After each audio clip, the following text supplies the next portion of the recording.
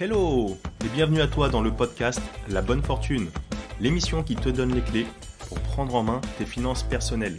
Je suis Ismaël Bernus, un entrepreneur heureux et avec la bonne fortune, mes invités se livrent sans filtre pour te donner les connaissances et les outils qui te permettent dès aujourd'hui de passer à l'action pour que tu puisses investir selon tes envies, selon tes choix et tes objectifs. Alors vous êtes de plus en plus nombreux à partager cette émission et je vous en remercie pleinement. Alors si toi aussi tu es nouveau par ici, je t'invite à t'abonner en un clic à ce podcast et à continuer de poser toutes les questions sur les différents réseaux. Mes invités et moi-même nous ferons un plaisir d'y répondre. Et sans plus attendre, je te laisse découvrir ce nouvel épisode. Let's go! Aujourd'hui sur le podcast de la Bonne Fortune, j'ai l'immense plaisir de recevoir Louis Duteuil pour une émission qui va être passionnante sur un sujet qui m'anime et qui nous anime tous également, qui est le sujet de l'immobilier, mais avec un angle particulier qui change aussi un petit peu, l'immobilier fractionné, l'immobilier de biens atypiques, je peux le dire ainsi, tu en diras un petit peu plus. Bonjour Louis, ravi de te recevoir sur le podcast de la Bonne Fortune. Salut Ismaël, écoute, je suis super content d'être là, d'échanger avec toi et hâte de parler un petit peu de Street, de l'immobilier fractionné et puis de notre thèse d'investissement aussi.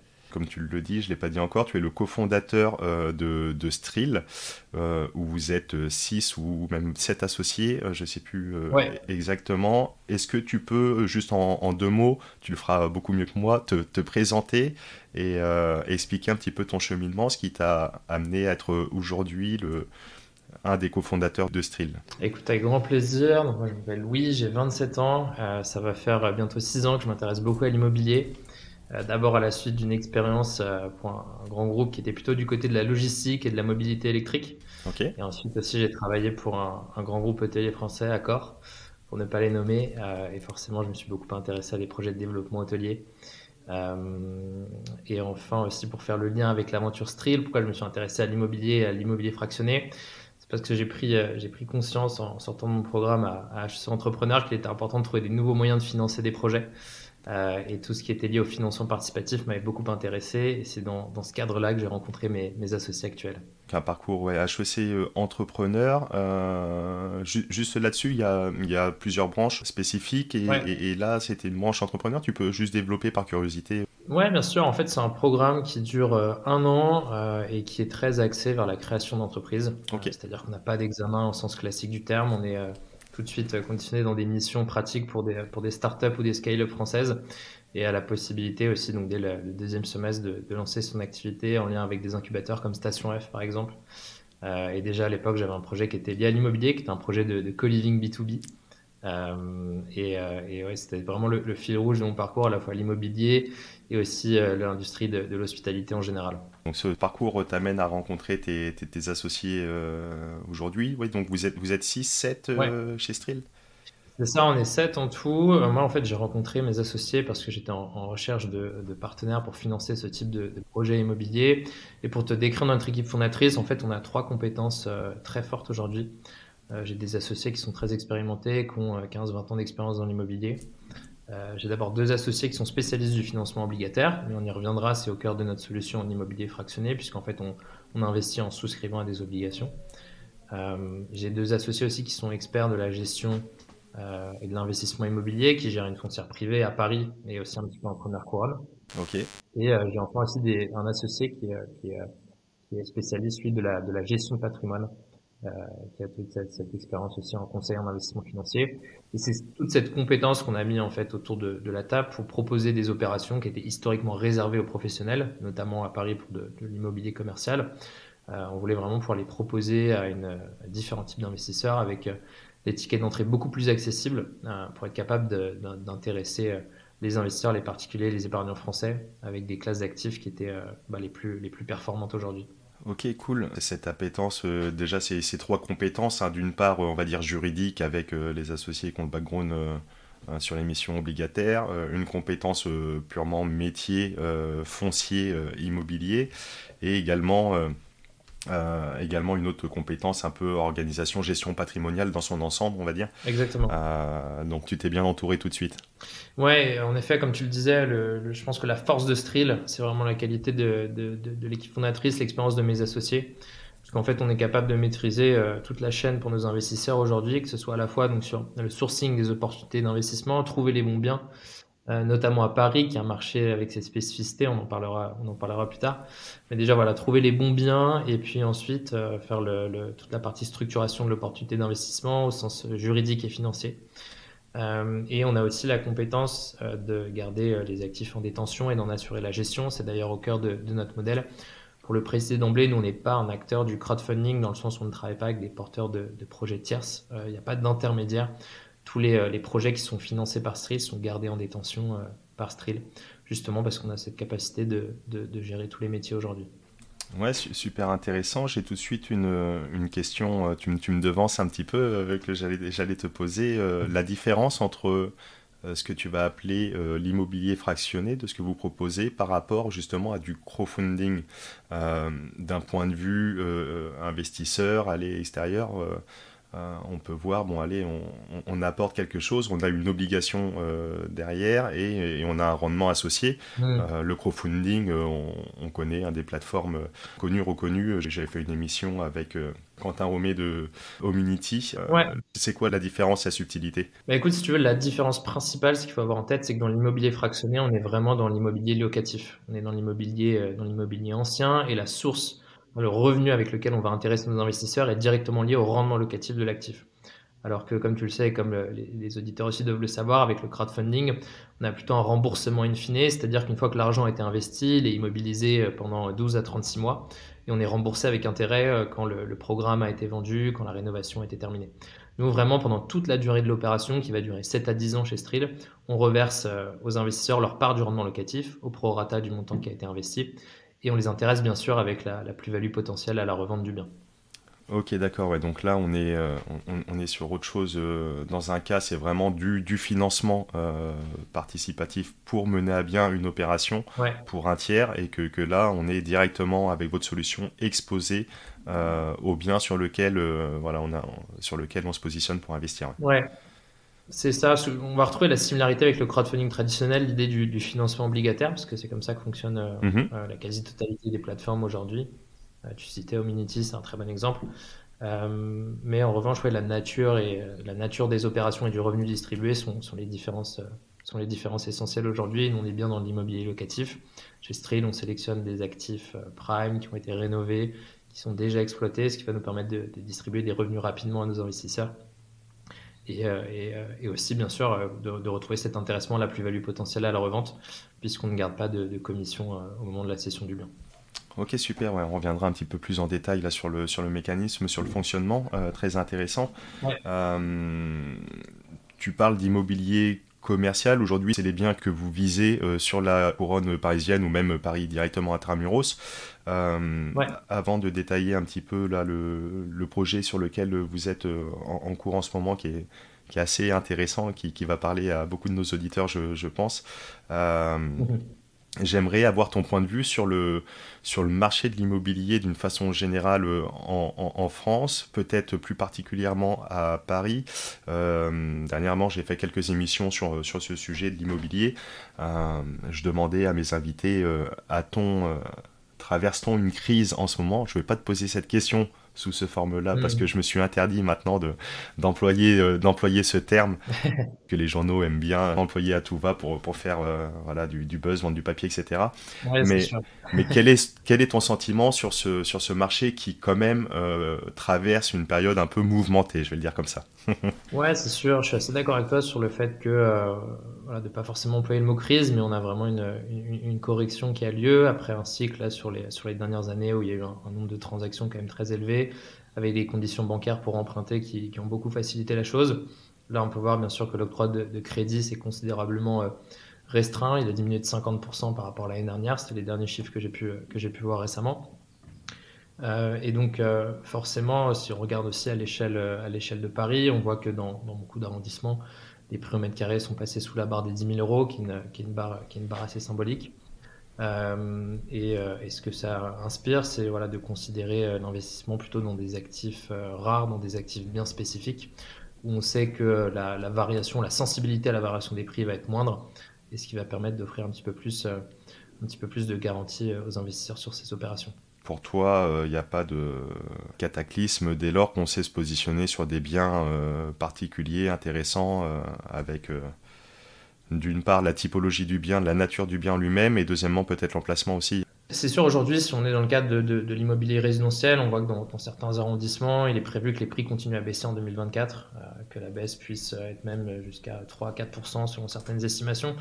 En revanche, on voit aussi que dès qu'on est dans des arrondissements centraux, dans des localisations très prisées, avec des actifs rares qui peuvent avoir la commercialité, là, en général, on voit que les prix devraient quand même se stabiliser. Et donc, c'est des signaux, nous, auxquels on a été très attentifs dans le sourcing des opérations qu'on a proposées. Mais c'est vrai quand même que le contexte, je trouve, très globalement, invite beaucoup les épargnants et les investisseurs à trouver des solutions d'investissement alternatives en immobilier. Parce que ce soit du côté de l'investissement locatif, on l'a dit, les conditions d'octroi, de financement bancaire sont beaucoup plus complexes. Il y a la moitié des dossiers qui sont rejetés à cause du financement bancaire. Et puis aussi, si on reste dans l'autre grand pôle de l'immobilier locatif, qui sont les SCPI, on voit aussi que là, il y a une correction qui est peut-être moins problématique, dans le sens où c'est un investissement qui s'envisage sur le long terme, mais quand même une correction sur le prix des parts, qui est un signal pour les investisseurs de trouver d'autres solutions aujourd'hui. Ouais, exactement. Ouais. J'ai réalisé une émission passionnante sur les SCPI avec Paul Bourdois, fondateur de France SCPI, sur le sujet, qui expliquait en effet que c'était un placement vu sur le long terme, etc. Qu'en effet, il y avait une incidence sur la variation du prix de la part, mais que ça s'envisageait d'une autre manière. Mais oui, tout ça laisse à penser quand même aux investisseurs à quand même réfléchir un peu plus en amont, là où il met les pieds avant de se lancer, d'être un peu plus éclairé, et encore une fois, à mon sens, hein, et je pense que tu diras la même chose, sans même peut-être devoir donner des conseils d'investissement, mais la nécessité de, d'une part, investir ce dans quoi on croit, ce dans quoi on connaît, et le tout en étant potentiellement peut-être aussi diversifié. Ouais, bien sûr. Ouais. Non, c'est sûr, on est clairement dans une année où le nombre de transactions va baisser. Là, on attend, je crois, 900 000 transactions cette année contre 1 200 000 en 2021, qui était peut-être le point haut du cycle. Donc, bien sûr, ça doit inviter à considérer vraiment des actifs avec, en tout cas, un sous-jacent très solide, des fondamentaux très solides, pas ou très peu de défauts, et surtout des éléments distinctifs qui vont permettre de se protéger contre une certaine variation des prix. Vous, votre cœur de métier, proposez donc l'investissement fractionné. Vous ciblez Paris intramuros, des locaux commerciaux, mais à usage d'habitation. Est-ce que je peux le résumer comme ça? Est-ce que tu peux en dire un petit peu plus? Oui, bien sûr, je peux le préciser. En effet, nous, notre thèse d'investissement à Paris, c'est principalement de se concentrer sur l'immobilier commercial. Il y a deux raisons à cela. D'abord, c'est le cœur de métier de mes associés, qui gèrent une foncière privée qui a effectué 95% de ses deals dans le quartier central d'affaires, donc vraiment dans les arrondissements centraux de Paris. Et aussi parce que, pour reparler des spécificités de ce marché immobilier, c'est vrai que c'est une valeur patrimoniale sûre, mais pour de la rentabilité, dans le résidentiel classique, on sait qu'il y a d'autres villes qui sont plus attractives aujourd'hui que la ville de Paris. Nous, on a comme objectif avec Sril de reverser net de nos frais acquisition, gestion, toujours plus de 6% à nos investisseurs. Okay. Et c'est donc des critères qui nous amènent donc à la fois par conviction et par compétence à se tourner vers l'immobilier commercial. Et pour revenir aussi sur la suite de la question, donc sur le premier bien, l'opération en cours chez Sril, c'est un appartement, mais qui a la destination d'hébergement hôtelier. C'est-à-dire qu'avant, c'était des espaces de bureaux. Le changement de destination a été validé par la mairie. Il a également été validé par la copropriété. Donc, c'est un appartement sur lequel on a toutes les autorisations nécessaires pour qu'il soit exploité à l'année en location courte durée, sur des plateformes comme Airbnb. Et c'est là qu'on a un potentiel de rendement qui est vraiment intéressant, parce qu'on peut booster le prix à la nuitée, le taux d'occupation de l'appartement, et avoir des revenus plus significatifs que dans le résidentiel classique. Ouais, tout à fait, ouais. Pour ma part, j'ai une appétence pour l'immobilier également et pour notamment Ouais. la location courte durée. J'exerce actuellement simplement à Poitiers et justement à Paris. Comment ça se passe pour justement obtenir ces autorisations parce que pour pouvoir exploiter un bien de façon en courte durée, etc., il faut faire la demande à la mairie, obtenir un CERFA. Ouais. Et à Paris, en plus, c'est particulier. Il y a même des taxes à s'acquitter, ou etc., etc. Comment ils délivrent les autorisations sur le cas de la ville de Paris en particulier? Ouais, bien sûr, bah, c'est un point vraiment essentiel. Il y a 2 cas de figure aujourd'hui quand on a un appartement, et qu'on souhaite l'exploiter en location courte durée. Soit en fait, c'est un appartement qui a déjà la commercialité, Mhm. ce qui est le cas aujourd'hui pour, l'appartement qu'on propose dans le Marais, rue du Temple. Dans ce cas-là, soit en fait on a déjà la destination d'hébergement hôtelier et on peut exploiter, opérer l'appartement, soit on va avoir par exemple une destination d'activité de bureau. Et dans ce cas-là, il faut en fait avoir une autorisation de la mairie pour un changement de destination. Donc c'est une autorisation qui peut être donnée ou qui peut être tacite au bout d'un certain nombre d'années.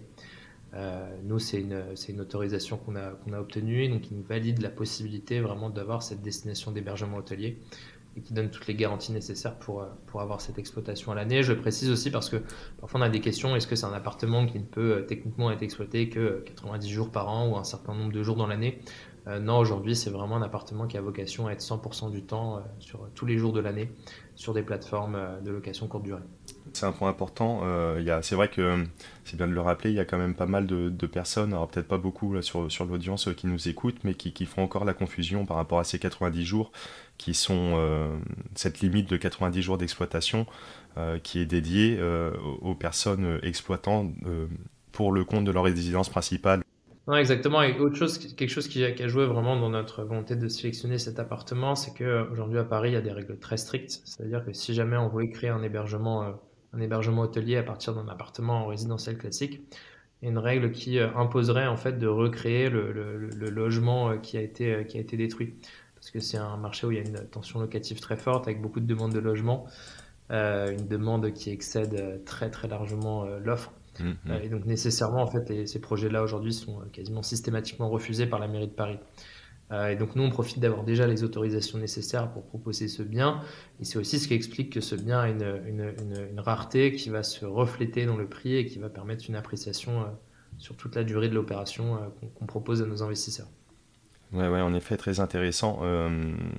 Juste, je rebondis sur ce point-là que tu donnes, et puis après, on va rentrer un petit peu dans la description de ce bien qui est magnifique.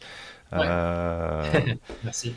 donc à Paris, celles et ceux qui souhaiteraient avoir une autorisation pour exploiter en courte durée devraient mettre en face un nouveau logement en location classique, à l'image un petit peu en fonction de chaque PLU, les personnes qui souhaitent créer de nouveaux logements ou diviser une maison doivent mettre en face des stationnements, par exemple, etc., etc., respecter Mhm. quelques règles. Là, ça serait de mettre en face un nouveau logement. Tout à fait. En fait, il y a des règles très strictes sur la protection du parc de logement résidentiel à Paris. Ouais, ouais.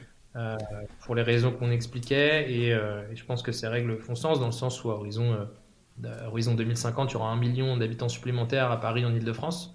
Donc on comprend que la tension locative va continuer à être très forte. Mhm. Et il y aurait quand même des incitations du coup pour tous les porteurs de projets immobiliers de plutôt transformer certains espaces avec de l'hébergement hôtelier ou en tout cas aller chercher cette commercialité, mais ça viendrait accentuer les problèmes liés aux difficultés de se loger à Paris actuellement. Donc c'est des règles qui ont été mises en place pour protéger ce parc de logement et qui du coup aussi donnent une vraie rareté aux biens qui ont déjà toutes les autorisations, parce que les autorisations aujourd'hui sont simplement plus accordées. On entend bien tout de suite la création de valeur, ne serait-ce que par voilà, la possibilité d'exploiter sur ce type de location. Euh, Paris, le Marais, on peut donner l'adresse, la 177 rue du Temple Ouais, notamment. du coup c'est bien le troisième arrondissement. Et on se situe du coup juste à côté, juste à côté d'Arrêt Métier, qui est en plus un des emplacements les plus prisés dans ce quartier-là. Et donc ouais, c'est un bien qui fait 57 mètres carrés, qui a la capacité d'accueillir 6 personnes, donc 6 couchages. On l'a aussi choisi parce que le voyage de groupe est un des segments les plus dynamiques sur Airbnb. Mm, mm, mm. Et donc ouais, c'est un appartement qui a été rénové en 2022, qui est franchement qui est superbe. On était beaucoup à avoir voulu investir, investir en perso, et c'est aussi pour ça qu'on l'a choisi et qu'on le propose à nos investisseurs, parce que c'est un projet, un bien dans lequel on croit beaucoup. Il est situé au troisième étage. Il est à côté de tous les grands hubs de transport, que ce soit pour accéder aux sites touristiques ou aussi en 2024 au site olympique. C'est aussi une des raisons pour lesquelles on a choisi ce bien-là, c'est qu'il y a une année olympique qui arrive avec des prix à l'annuité qui vont être vraiment intéressants. Donc tout était réuni sur ce bien-là pour qu'on puisse le proposer sur notre plateforme aux investisseurs. Pour donner quelques autres chiffres aussi qui nous ont intéressés sur le marché Airbnb à Paris, c'est que sur les 5 dernières années, les prix à la nuitée ont augmenté de 61%. Et que les taux d'occupation étaient vraiment élevés. Les taux d'occupation moyens étaient de 89%. Donc ça veut dire qu'il est loué sur 89% du temps d'une année. Nous, dans notre prévisionnel d'activité, on est parti sur des hypothèses plus conservatrices. On a gardé 85%. Ce qui a servi pour construire l'estimation de revenus pour nos investisseurs. Mais en tout cas, voilà, on avait beaucoup de gages et de métriques qui nous permettaient de dire que l'opportunité d'investissement avait un bon potentiel de rendement. Ok, d'accord. Ouais, donc 55 mètres carrés, tu m'as dit? 57, ouais. 57, 2 mètres carrés, il ne faut pas les oublier, hein. À Paris, ça fait la Ouais, différence. c'est clair. Ouais. Ouais, vraiment, c'est important. 57 mètres carrés, 6 couchages. En effet, c'est magnifique, hein, celles et ceux qui peuvent aller sur le site. Ouais, n'hésitez pas à aller sur le site et sur nos réseaux sociaux. Vous pourrez voir les photos de l'appartement. Il est aussi déjà, en fait, comme je l'ai dit, exploité sur Airbnb aujourd'hui, à la suite de sa rénovation. Donc, il y a même une annonce qui est disponible. On peut voir qu'il a des super notes. Il a une note globale là, de 4,6 sur 5, 4,9 pour l'emplacement, parce que vraiment il est très bien situé dans Paris, 4,7 pour le soin, la propreté, la qualité du service. Et en plus, je peux ajouter qu'il est confié en gestion à vraiment un expert, à une société qui s'appelle Check My Guest, qui est notre partenaire sur cette opération. On est vraiment ravis de travailler avec eux. Ok, Check My Guest, ils ont déjà 2000 actifs en gestion, que ce soit à Paris, mais aussi dans certaines villes de la côte atlantique et méditerranéenne. ok. Et ils ont vraiment la capacité de gérer à la fois les réservations. En fait, ils ont un outil de pricing journalier dynamique qui va permettre d'avoir les prix les plus attractifs possibles en termes de rendement pour les investisseurs, et aussi de permettre des réservations d'une seule nuit ou des réservations jusqu'à minuit le jour même, de quoi vraiment booster le taux d'occupation. Donc ils ont cette expertise sur la partie réservation, et en plus également sur toute la partie bien sûr gestion du bien, des potentiels travaux de design d'intérieur. Voilà. C'est pour ça qu'on a choisi ce partenaire-là. Ok, ouais, super intéressant. Donc, Check My Guest, en gros, c'est une conciergerie digitale 2.0, votre partenaire qui vous accompagne. Et en effet, tu le soulignes, et Ouais, pour l'expérimenter, moi-même à titre personnel, c'est ce qui fait toute la différence, justement, indépendamment de la gestion du bien, que ce soit accueillant, que ce soit d'un état de propreté irréprochable, au goût du jour, les petits travaux de réparation, la déco, etc. Mais la gestion, on va dire, du planning, de l'accueil, de pouvoir moduler en fonction une nuit, 2 nuits, plusieurs nuits, etc., ouais, de bien pouvoir sûr. modifier les tarifs, faire ce qu'on appelle du yield management. Ouais, Euh, exactement.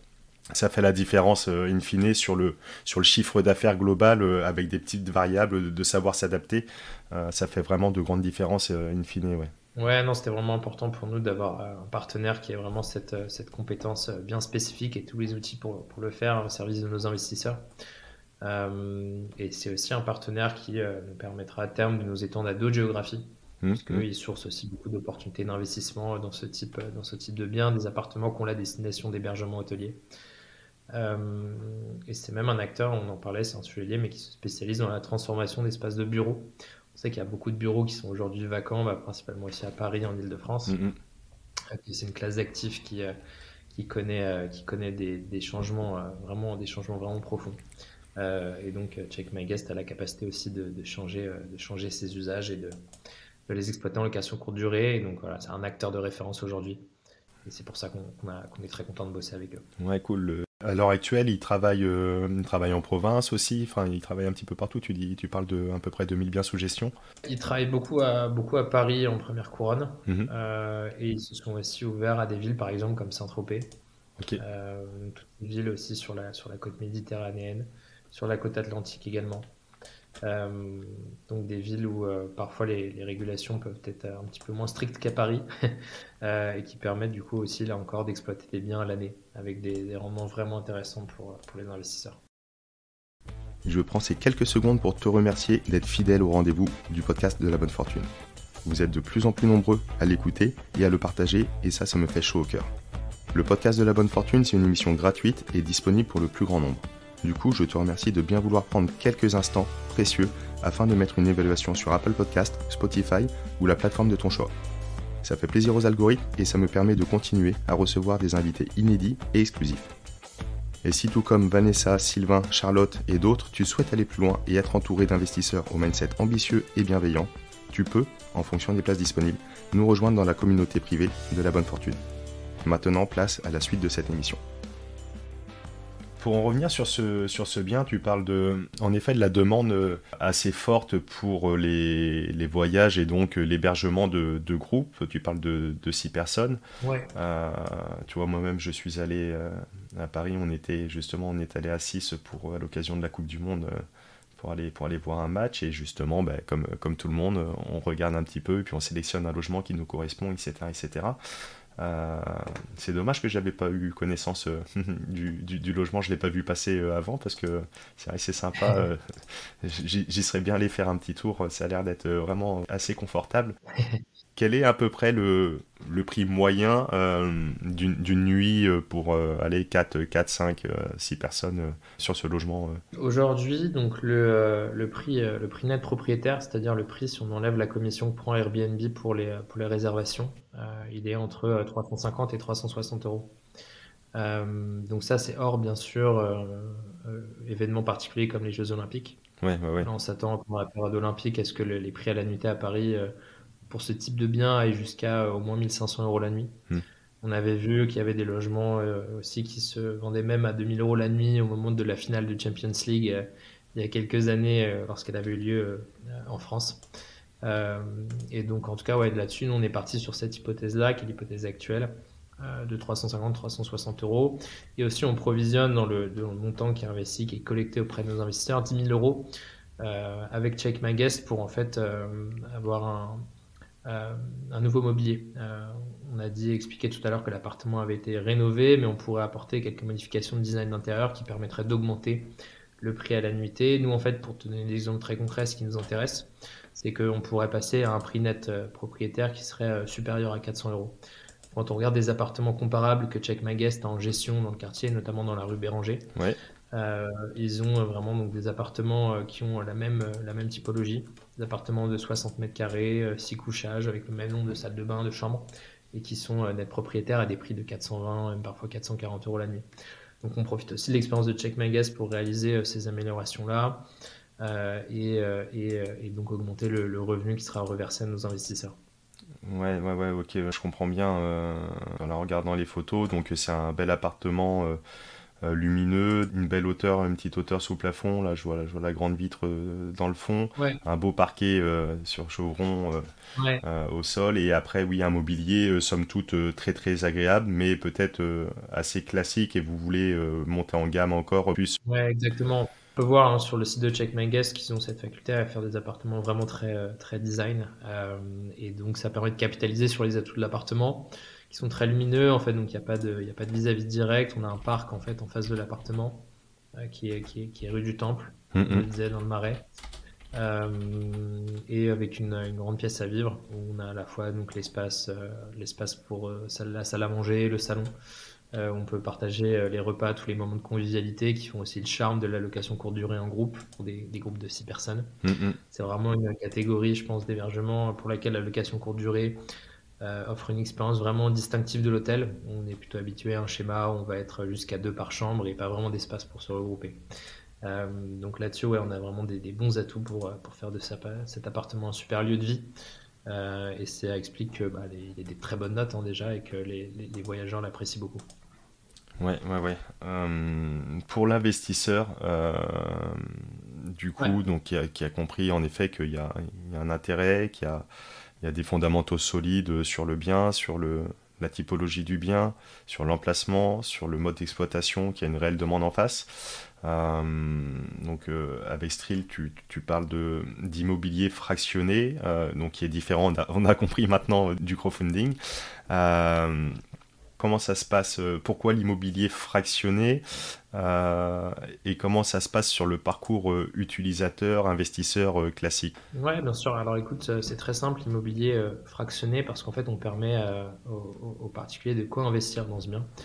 Le ticket d'entrée aujourd'hui chez Street, il est à 100 euros. Donc en fait, à partir de 100 euros, on Mhm. peut investir, on peut financer l'acquisition de cet actif et du coup être intéressé avec sa part du rendement locatif et sa part de la plus-value potentielle à la revente. Concrètement, quand on est investisseur chez Streal, on n'a pas de titre de propriété, mais on a un titre financier, qui est une obligation, qui va recréer les avantages économiques de la propriété.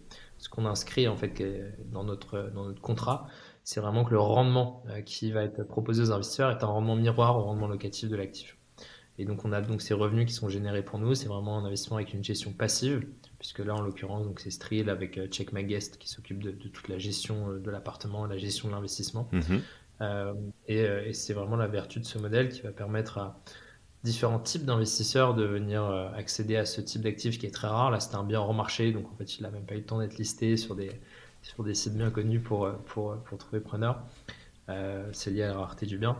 Donc là, vraiment, on va avoir des investisseurs qui, aujourd'hui, peut-être, ne seraient pas en mesure d'obtenir le financement bancaire adéquat ou qui, au contraire, sont des investisseurs beaucoup plus aguerris, qui ont déjà réalisé beaucoup de projets, qui ont atteint leur capacité d'endettement maximum et qui cherchent un produit d'investissement immobilier avec un bon niveau de rendement. Nous, on cible de distribuer plus de 6%, uniquement avec le rendement locatif et sans intégrer la plus-value dans ce calcul-là. Donc on comprend que ce soit vraiment attractif, là où la SCPI, par exemple, sera plutôt autour de 4,5. Ok, d'accord, ouais, super intéressant, bien clair. Cette volonté de répliquer le rendement vraiment lié à l'appartement, pourquoi ce choix de se tourner sur de l'obligation plutôt que de la prise de participation dans une société qui détiendrait le bien, par exemple? C'est plus simple à mettre en œuvre, c'est une question plutôt curiosité, hein, pour ma part. C'est des questions qu'on a pu se poser au tout départ de l'aventure. Et en fait, il y avait divers obstacles juridiques importants si on ne passait pas par le modèle classique de l'obligation. D'abord, en fait, le produit aurait été beaucoup moins liquide, beaucoup moins flexible, parce qu'en fait, si on est sur de l'action, de la prise de participation, il va y avoir des droits de mutation. Donc, en fait, on a des frais au moment où on veut céder ses titres.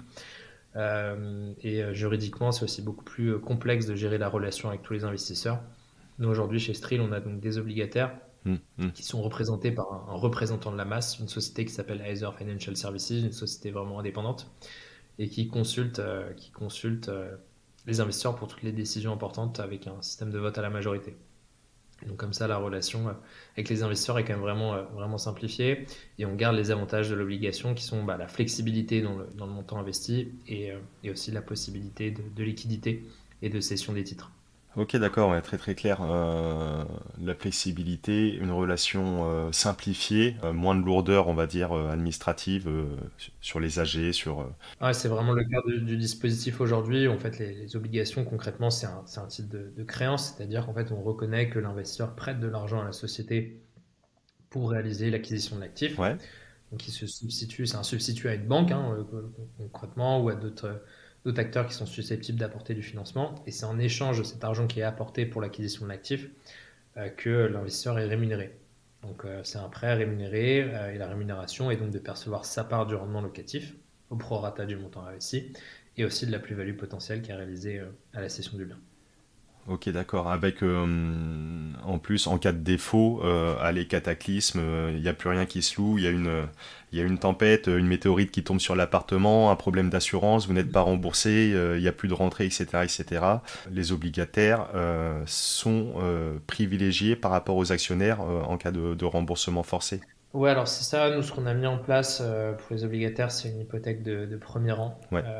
Donc en fait, c'est un cas dans lequel la société émettrice, donc en l'occurrence Trill, aura un cas de défaut et qu'on devrait procéder à un amortissement sur l'appartement. Dans ce cas-là, avec l'hypothèque de premier rang, les investisseurs, les obligataires de Trill sont les premiers remboursés.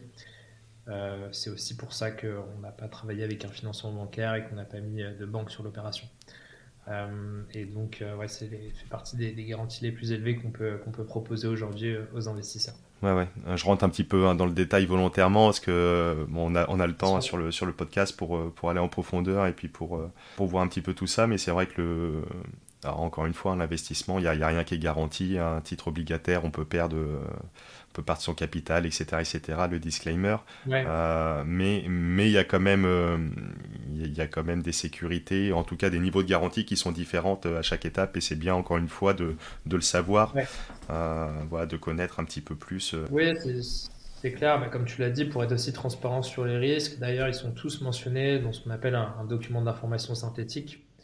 Il est obligatoire de publier quand on fait une offre comme la nôtre. Donc on la dépose auprès de l'AMF, l'autorité des marchés financiers. Donc dedans, on reprend vraiment tous les risques. Et les risques principaux, comme tu le disais, c'est toujours le risque de perte en capital ou le risque d'illiquidité.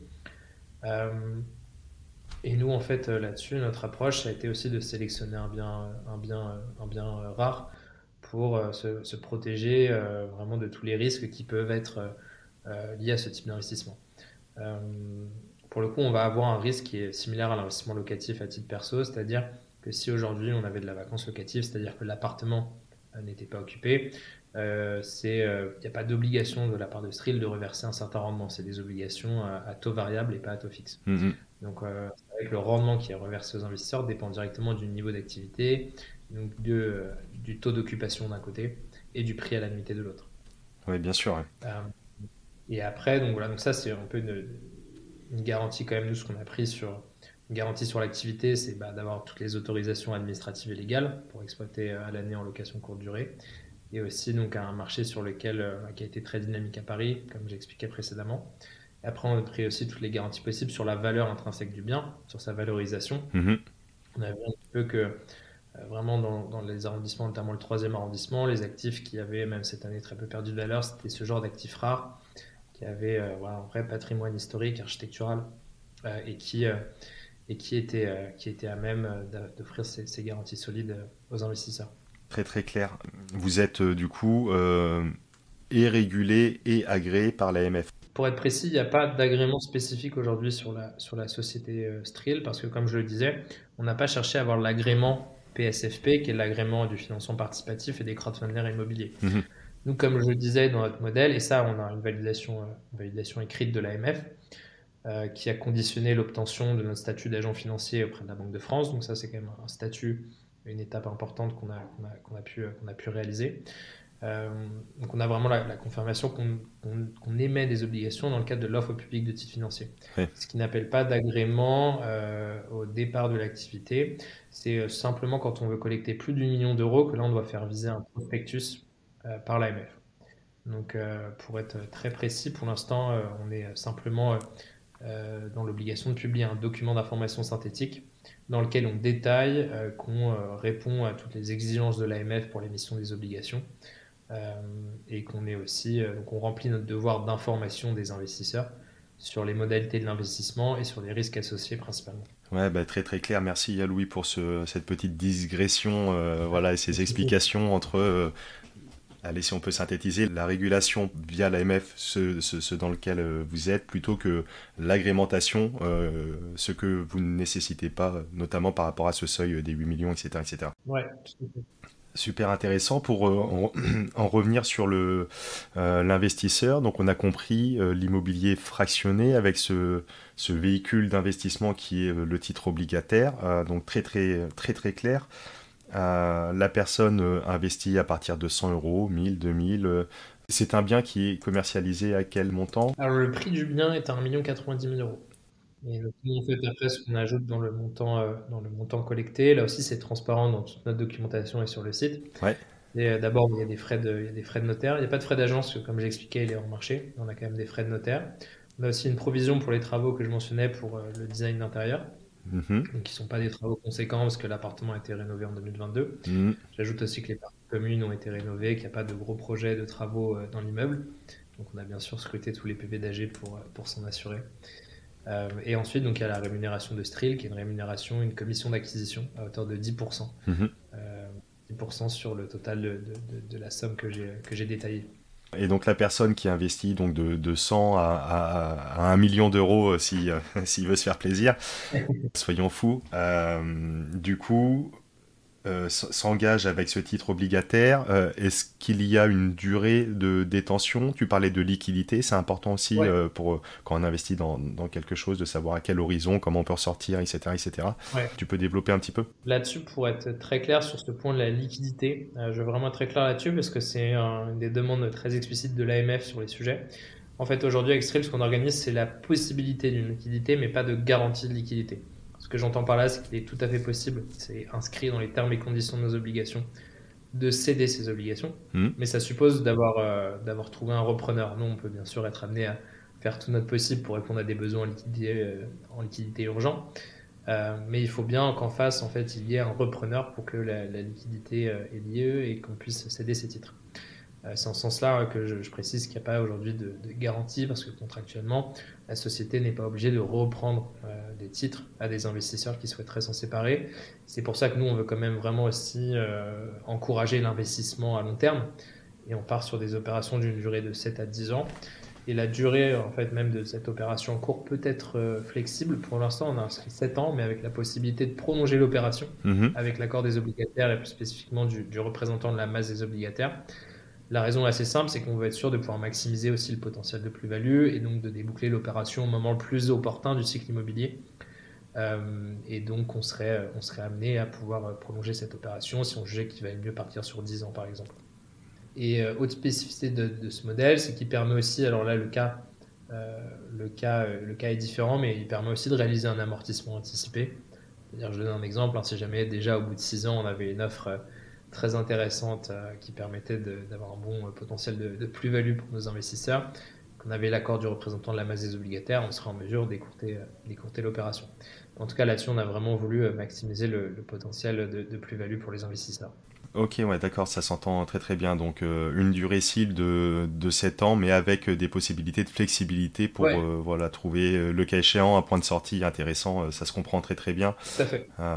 C'est assez intéressant parce que si dans 7 ans, tout pile, allez, disons qu'il y a pas de crise, hein, c'est interdit, on parle plus de crise ici, mais il y a vraiment une période, allez, une période Covid, quelque chose, enfin voilà, l'économie à l'arrêt, etc., de pas s'emprisonner dedans et de pouvoir ressortir. Et comme tu le dis, s'il y a même des opportunités, une offre irrésistible qui tomberait avant, voilà, ça vous laisse la latence pour sortir avant et faire une belle opération et en faire profiter les investisseurs. Ouais, tout à fait. Ok, donc parce que l'investisseur, il a ce rendement cible et il a également le potentiel de participer au gain de la plus-value. Ouais, ouais, ouais, c'est vraiment ce sens qu'on encourage l'investissement à long terme. C'est de rester au bout de l'opération pour profiter de ce potentiel de plus-value, aller jusqu'à l'amortissement. Euh, et oui, donc en tout cas, tous les rendements sur lesquels on communique n'intègrent pas déjà une estimation de la plus-value. C'est quelque chose qui a pu se faire sur d'autres plateformes, qui a été aussi, comme je le mentionnais plus tôt, fortement déconseillé par l'AMF. En gros, l'AMF a dit que c'était quasiment de la communication un peu mensongère. Hmm. Et donc nous, vraiment, on est parti sur les hypothèses qu'avait Check My Guest, notre partenaire, pour les appartements qui sont en gestion dans le quartier. Et eux, comme nous, on a des pratiques de toujours partir d'hypothèses plutôt conservatrices. Comme je le disais, on est parti d'un taux d'occupation de 85% et pas de 89%, et d'un prix à la nuitée qui intègre vraiment le fait qu'on peut apporter des améliorations au design d'intérieur et appliquer plus tard une hausse des prix, qui est vraiment pas aujourd'hui comprise dans notre business plan. Donc là-dessus, sur toute cette base, on arrive à un rendement cible pour les investisseurs de 6,04% en moyenne par an sur les 7 premières années. Hmm, hmm, Et, hmm. euh, et on est vraiment confiant sur la capacité à délivrer ce rendement. C'est intéressant, c'est un discours de vérité, peut-être un peu moins vendeur que si on pousse un peu les chiffres et tous les curseurs d'entrée de jeu pour commercialiser, mais mieux vaut partir en effet sur des hypothèses conservatrices. Ouais, Je pense tout que à fait. c'est une bonne stratégie dans le sens où mieux vaut satisfaire ses investisseurs et d'avoir une bonne surprise, de cibler un 6% et de pouvoir éventuellement proposer un 7, un 8, le cas échéant dans 5 ans, 10 ans, si les prix s'envolent de la location. C'est toujours mieux dans ce sens-là. Ouais. Tu vois, ici, on est vraiment dans le cadre de l'immobilier locatif. Donc, si on regarde la pierre papier, la SCPI, comme on le disait, bon, il y a des SCPI qui performent très bien, qui sont aussi capables d'atteindre du 6%, mais sinon, le taux de distribution moyen l'année dernière, il était à 4,53%. Mm. Donc, en fait, on est aussi On a aussi donc cette attractivité supplémentaire. Et moi, je suis convaincu que, et on le voit d'ailleurs dans le profil des investisseurs qui investissent chez nous, c'est que c'est souvent des personnes qui ont déjà investi en SCPI, Mm. qui sont intéressées par ces CPI qui ont vraiment cette dimension d'investissement patrimonial avec un rendement stable sur des classes d'actifs sélectionnées, sécurisées. Mm. Et en même temps, nous, on va pouvoir les intéresser avec un investissement actif par actif. C'est Mm. une différence qu'on a avec la SCPI, c'est vraiment on investit dans une opération spécifique. Donc les gens vont pouvoir investir dans un bien rare, par exemple, donc là cet appartement en location courte durée qui a toutes les autorisations nécessaires, avec un plus haut potentiel de rendement. Mm. Mm. Et c'est vraiment comme ça aussi que l'immobilier fractionné, tel que le conçoit Stril, peut s'intégrer dans tous les portefeuilles, que ce soit dans le portefeuille des personnes qui vont investir quelques centaines, quelques milliers d'euros tous les mois, qui vont le voir comme un produit d'épargne très performant, et aussi des investisseurs plus aguerris qui ont déjà sélectionné des produits immobiliers dans leur portefeuille. Tu fais le parallèle avec les SCPI. Il y a un point qui, je pense, aussi va différencier. Ça va être la fiscalité, en tout cas pour la personne physique qui investit.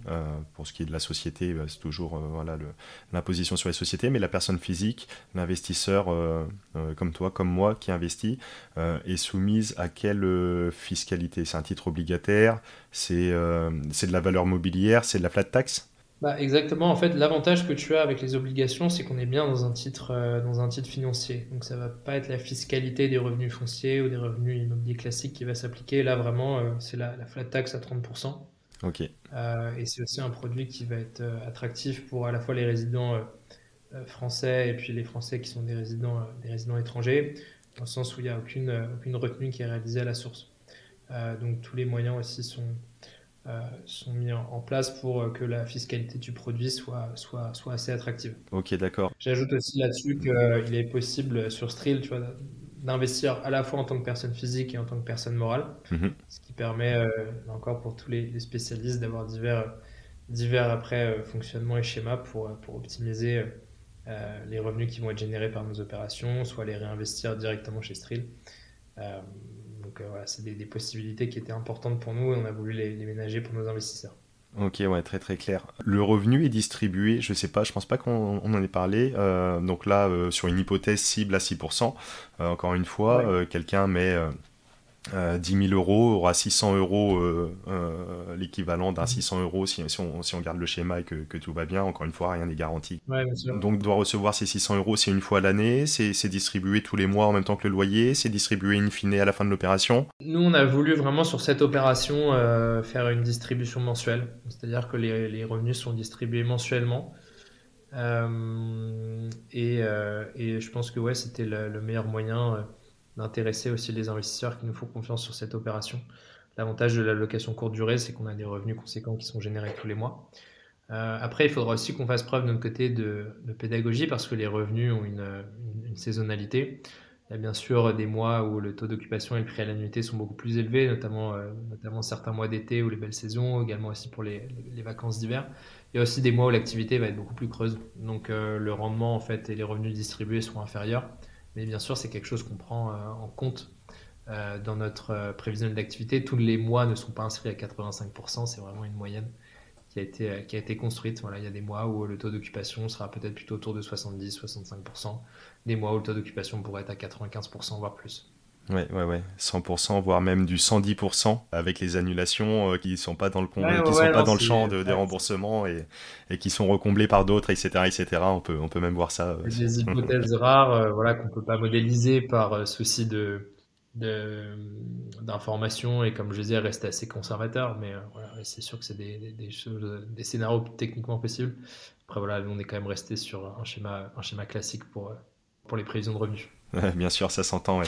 Ouais, donc intéressant. Donc un revenu distribué mensuellement, donc ce qui est toujours intéressant parce qu'on peut potentiellement utiliser les fruits de ces revenus pour tout ce qu'on veut, que ce soit du loisir, des vacances, profiter de sa retraite pour ceux qui y sont, Ouais, voilà, payer les études de ses tout à fait. enfants, ou alors réinvestir et profiter comme ça des intérêts composés. Ouais, Ok, exact. très très intéressant. Je pense qu'on a fait un tour assez complet en tout cas de votre solution, du bien. J'invite vraiment les auditeurs pourras regarder un petit peu ce qui...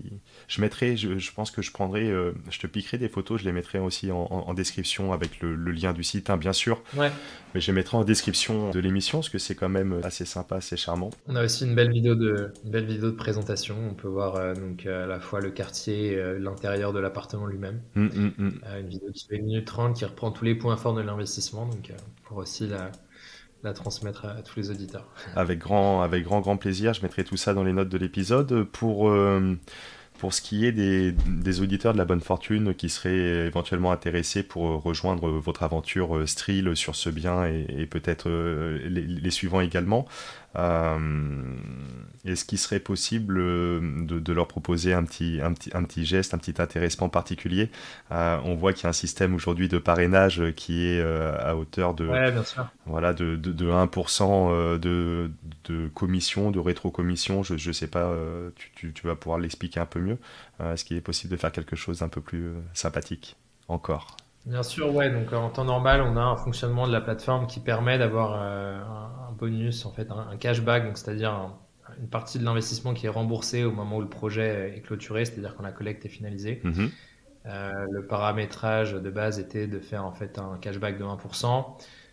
Et nous là-dessus, donc on va proposer à tous les auditeurs une offre de bienvenue. En fait, là, pour l'instant, le cashback sera de 3% et même jusqu'à 4%. Donc, c'est un avantage qui est progressif selon le montant investi. Et donc, on est ravis de le proposer aux investisseurs pour cette opération. Parce que c'est un projet dans lequel on croit vraiment beaucoup. Ok, Donc, ouais, on super pourra intéressant. transmettre Donc, le lien à toute l'audience et ensuite, voilà, il y aura un lien d'inscription très simple où il n'y aura pas de code à renseigner. Il s'agira simplement de venir s'inscrire en utilisant ce lien et l'avantage sera directement affiché.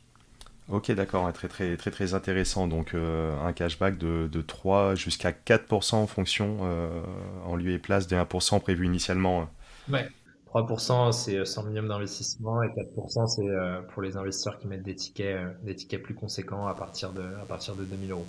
Ok, d'accord. Bah, écoute, je te remercie. Merci beaucoup, Louis. Souvent, les invités sont d'une façon générale très généreux avec les auditeurs de la bonne fortune, mais tu l'es peut-être encore un peu plus aujourd'hui. Je t'en remercie. Avec grand plaisir. J'aime bien demander, poser une question à mon invité du jour, savoir si tu as un mantra, une citation, une philosophie de vie qui t'accompagne, que tu aimes soit te répéter ou partager autour de toi. Écoute, j'ai pas forcément de citation spécifique, mais je dirais c'est quand même lié aussi au thème de l'investissement que faut toujours s'investir au propre et au figuré dans des projets dans lesquels on croit profondément. Et moi, ce projet, il m'a tout de suite plu et c'est pour ça que j'ai voulu qu'on me propose comme première opération sur Stril. Non seulement parce que c'est une super opportunité d'investissement, je pense que, en tout cas, j'espère que tout le monde en sera convaincu après l'écoute de ce podcast, mais aussi parce qu'il est plus lié aussi à mon histoire personnelle avec l'industrie de l'hospitalité. Comme je disais, j'ai travaillé chez Accor. Et là, donc, on est vraiment dans le cadre aussi avec la location courte durée où on permet aux gens de vivre une super expérience à Paris avec des moments forts qui vont arriver comme les Jeux Olympiques. Donc, pour moi, en tout cas, de mon côté, toutes les conditions étaient réunies pour être très, très heureux et ravi de proposer cette opportunité d'investissement. Et donc, ouais, j'invite aussi tous les auditeurs pour ces projets, les projets en cours et à venir, à regarder à la fois les aspects techniques, parce que c'est les plus importants, les aspects légaux, et aussi à choisir toujours des projets qui sont en accord avec leurs valeurs et les expériences qu'ils peuvent avoir envie de vivre. Eh ben écoute, merci, le message est passé, donc oui, oui, oui pour s'investir et au propre et au figuré, voilà, dans les projets qui nous font sens. Merci pour ça. Toi, à titre personnel, Louis, donc on comprend bien, on entend, et en effet, l'audience qui nous écoute aujourd'hui a bien senti ta passion sur tout le domaine de l'immobilier d'une façon générale, de l'accueil, du tourisme d'une façon un peu plus particulière. Est-ce que tu as d'autres classes d'actifs sur lesquelles toi-même tu as investi à titre personnel, autre que l'immobilier et le tourisme? Ouais, bien sûr. Donc, j'ai pu faire plusieurs investissements. D'abord, plutôt en immobilier résidentiel classique, dans un schéma qui est celui de la SCI, une SCI familiale en l'occurrence. Ok. Donc, c'est vrai que ça m'a permis de m'intéresser vraiment assez tôt à la dynamique de l'investissement. Je suis aussi un investisseur en crowdfunding immobilier, Ok. puisque c'est vraiment un secteur, une industrie que je regarde depuis plusieurs années. Et aujourd'hui, ouais, on a quand même des porteurs de projets qui proposent des projets de grande qualité. Et dernier point aussi, alors j'ai pu être un temps investisseur dans des crypto-monnaies. Et j'ai eu la bonne idée de m'en séparer au moment où du cycle, quand le Bitcoin était à peu près à 55 000 $. Mais voilà, en tout cas, c'est vrai que ces dernières années, je me suis quand même beaucoup plus recentré sur des classes d'actifs, on va dire plus sécurisées, avec un sous-jacent vraiment solide, et c'est le cas de l'immobilier fractionné. Donc aujourd'hui, je suis totalement investi en immobilier et plus dans ces classes d'actifs alternatives. Ok, d'accord, cool. Bah écoute, merci pour voilà, ta transparence en tout cas sur ton parcours qui était vraiment très très personnel. Merci de te livrer. Ouais, avec plaisir. Écoute, un grand merci pour cette émission passionnante, en tout cas qui m'a donné envie de refaire une petite escapade parisienne prochainement et de profiter Écoute, avec plaisir, hein. On pourra t'accueillir. avec grand plaisir. Je te remercie. Si tu souhaites ajouter quelque chose pour conclure cette très très belle émission, tu as carte blanche. Je te laisse le mot de la fin avec grand plaisir pour conclure cette magnifique émission, Louis. Écoute, c'était un vrai plaisir partagé. Toujours très content en ce moment de parler de notre modèle, de parler d'immobilier fractionné, parce que j'ai la conviction personnelle que c'est un produit, un placement qui fait vraiment sens, particulièrement dans le contexte actuel, mais aussi à plus long terme. Je suis très sensible à cette mission de rendre accessibles des opérations qui étaient historiquement réservées à des professionnels, et aussi de rendre accessibles les classes d'actifs les plus performantes, donc en l'occurrence l'immobilier commercial. J'en dirai pas plus, mais voilà, j'invite vraiment les gens à venir sur notre site et surtout à nous poser toutes les questions qu'ils peuvent avoir. On est toujours intéressé d'échanger, de faire connaître le modèle, et on est aussi dans cette quête d'améliorer l'expérience pour nos investisseurs. Ok, bah cool, super, le message est passé. Je mettrai encore une fois tous les liens dans les notes de l'épisode. Génial. Et celles et ceux qui souhaitent pousser un petit peu cette discussion, avec moi, ils peuvent le faire sur LinkedIn, et avec toi ou sur Instagram, et avec toi sur LinkedIn essentiellement également. Bien sûr, ouais. Toujours joignable. Ok, superbe. Mille merci. Je n'oublierai pas de te faire part également des prochains projets. Je t'en avais déjà parlé un petit peu, vu que tu es amateur notamment du crowdfunding sur des projets d'opération, certainement aussi de marchands de biens qu'on va bientôt aussi proposer voilà, avec les copains sur La Bonne Fortune. Super. Je te ferai part de tout ça avec plaisir aussi. Avec plaisir. Mille merci pour ton temps, pour ta disponibilité, et je vous dis à tous et à toutes à très très vite pour une nouvelle émission. Ciao, ciao. Merci Ismaël. Et nous voilà arrivés à la fin de cette émission et je te remercie pleinement pour ton écoute attentive. Alors si tu as écouté jusqu'ici, c'est que tu fais partie de la Dream Team de La Bonne Fortune. Et vous êtes de plus en plus nombreux à nous suivre chaque semaine, alors encore merci du fond du cœur. Alors si tu apprécies le podcast de La Bonne Fortune, je le répète à chaque fois pour les nouveaux abonnés, c'est très simple, il y a 2 belles façons de me le témoigner. La première, c'est de prendre quelques secondes pour laisser un avis 5 étoiles sur la plateforme de ton choix et notamment Apple Podcast, car tu le sais, c'est ce qui aide pour le référencement de l'émission. Et la deuxième façon, c'est de le partager à tes proches, à tes amis autour de toi. Je suis sûr que tu connais 2 ou 3 personnes qui seront intéressées par ce contenu. Et comme on le sait, la distance entre les rêves et la réalité s'appelle l'action. Moi, je te retrouve très très vite pour un nouvel épisode de La Bonne Fortune. Ciao.